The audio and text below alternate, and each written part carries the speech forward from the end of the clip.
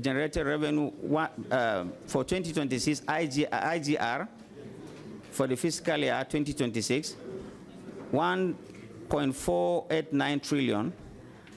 Then expenditure, total proposed expenditure for 2026 is 1.399 trillion, comprising 447.50 billion for operating expenses and 924.5 billion for capital expenditure. Nigeria's maritime sector is setting an ambitious pace, and this time it's not just about projections, but performance backing it up. The Nigerian Ports Authority has announced a 1.489 trillion naira revenue target for 2026, pushing beyond a 2025 benchmark of 1.468 trillion naira, a target it didn't just meet, but exceeded with a remarkable 1.97 trillion naira in actual collections. The message is clear. The agency is building on momentum, not starting from scratch. Speaking during the 2026 budget defense before the Senate Committee on Marine Transport, Managing Director Abubakar Danso Soho laid out a roadmap anchored on growth, resilience, and shared prosperity. It is further important to note that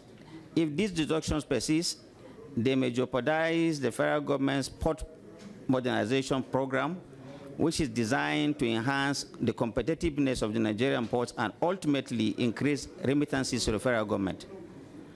Remittances to the Consolidated Revenue Fund, CRF, for the period 2025. Under the 2025 approved budget, the Nigerian Port Authority, NPA, was expected to remit a total of 84.7 billion to the Consolidated Revenue Fund. However, due to automatic direct deductions at source, a significantly higher sum of 728.62 billion was deducted and transferred to the Consolidated Revenue Fund by the Office of the Accountant General of the Federation. Generated revenue for 2026 IGR for the fiscal year 2026, 1.489 trillion.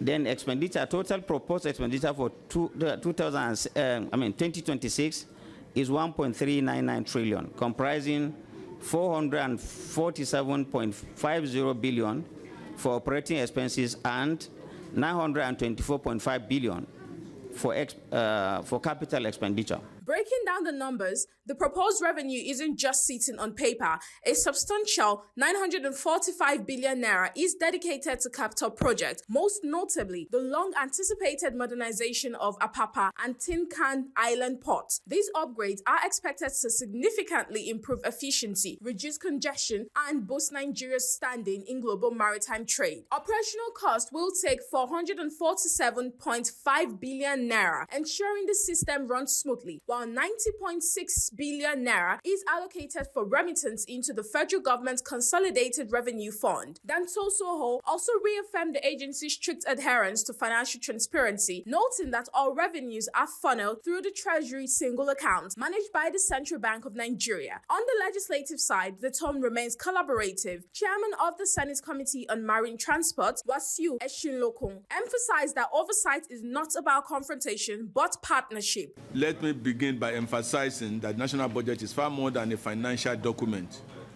It is a strategic instrument of governance, economic planning, and national development.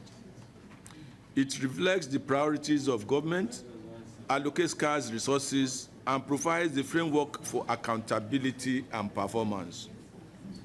In a developing economy such as ours, a well-structured and realistic budget is central to driving growth, strengthening institutions, improving infrastructure, and enhancing service delivery to our people.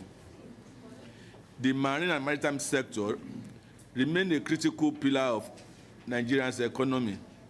As a maritime nation with vast coastal resources and strategic trade routes, our ports, shipping operations, and freight systems serve as gateways for commerce, revenue generation, job creation, and international trade.